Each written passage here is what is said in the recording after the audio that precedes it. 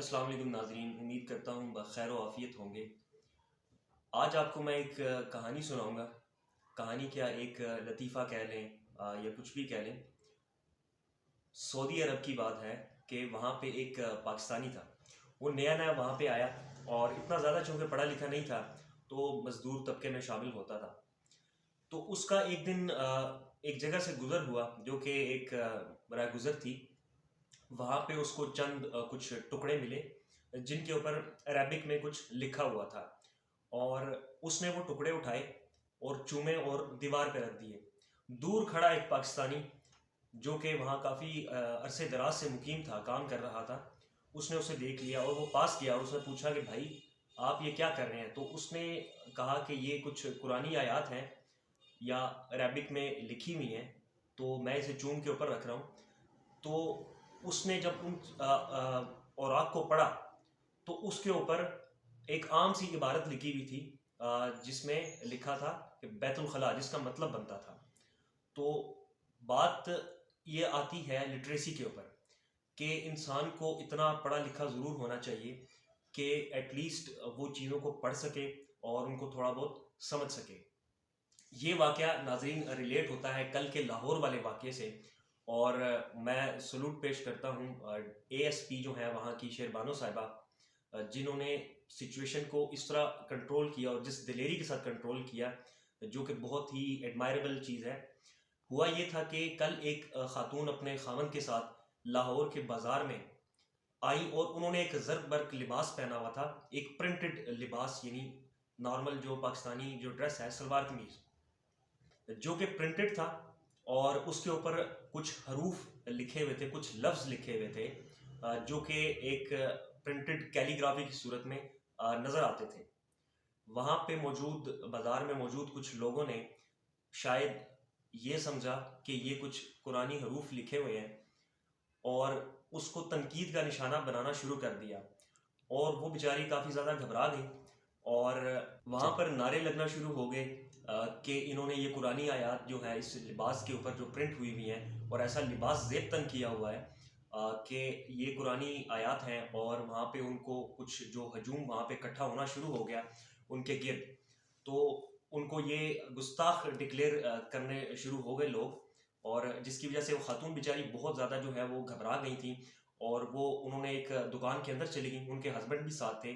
फिर ग़ालिबन वहाँ से किसी ने या उन्होंने ख़ुद थाने में कॉल की और फिर एएसपी शेरबानो साहिबा वहाँ पे तशरीफ़ लेके आईं और उन्होंने 3 से 400 के बंदे के बीच में से, जिस तरह सोशल मीडिया पे वो वीडियो भी काफ़ी वायरल है कि किस तरह उन्होंने उस खातून को वहाँ से निकाला।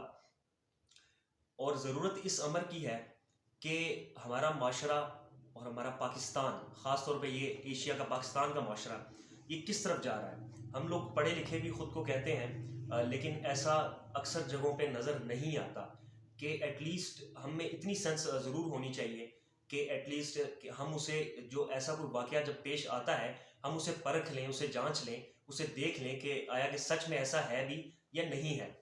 और अगर ऐसा हो भी तो उसके लिए पाकिस्तान का आइन है, कानून है, पुलिस स्टेशंस हैं और 15 पे आप कॉल कर सकते हैं। आप अपनी रिपोर्ट दर्ज करवाएँ कि जी ऐसा हो रहा है, तो उस पे रिस्पॉन्ड किया जाता है। अब वो दौर नहीं है कि आप इस तरह का कोई वाक़या हो या कोई गुस्ताखी करे और उसको रिस्पॉन्ड ना किया जा सके।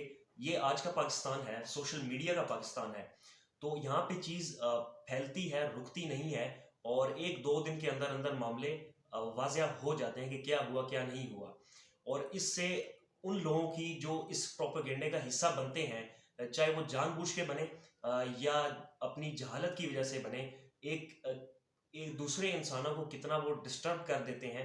तो इस तरह की चीज़ों का हमें मुआशरे में बिल्कुल हमें ख़्याल रखना चाहिए कि हमारी वजह से किसी को तंगी ना हो। वो जो उनका ड्रेस था उसमें बेसिकली अरबिक में लिखा हुआ था हलवा और वो पूरे जो उनकी कमीज़ थी उसके ऊपर लिखा हुआ था, जगह-जगह रंग-बिरंगे उसमें प्रिंटेड हुआ था, हलवा लिखा हुआ था जिसका मतलब है स्वीट या मीठा।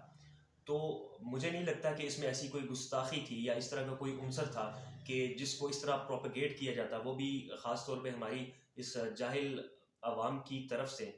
लेकिन सलाम है उन एएसपी साहिबा को, शेरबानो नकवी साहिबा को, कि जिन्होंने उस मौके पे टाइम के ऊपर पहुंचकर जो है उस सिचुएशन को उन्होंने कंट्रोल किया और उस खातून को बखैरियत जो है वो थाने में ले गए।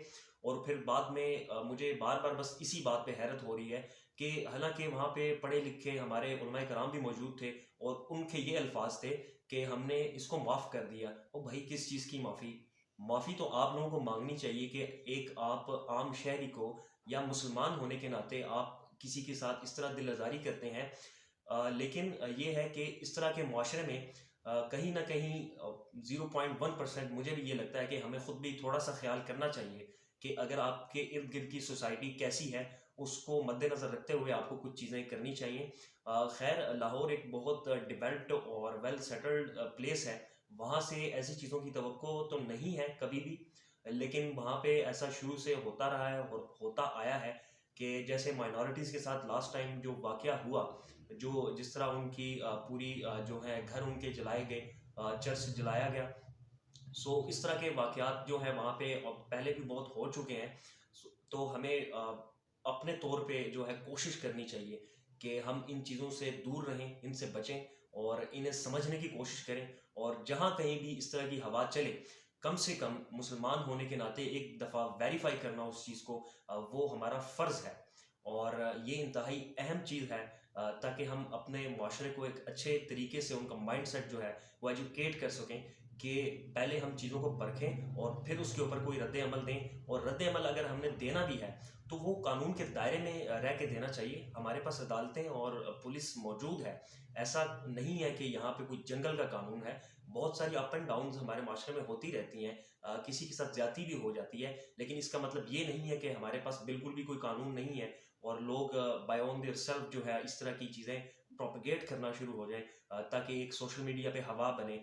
लेकिन इंशाल्लाह मुझे उम्मीद है हमारी पुलिस से और हमारी अदालतों से कि इस तरह की चीज़ों को कंट्रोल करने में वो जिस तरह पहले कोशिश करती रही हैं अब भी कोशिश करती रहेंगी। और तमाम लोगों से, देखने वालों से, व्यूअर्स से मेरी अपील है कि इस तरह की चीज़ों से बचें और अपने आप को इस तरह की चीज़ों से पाक रखें।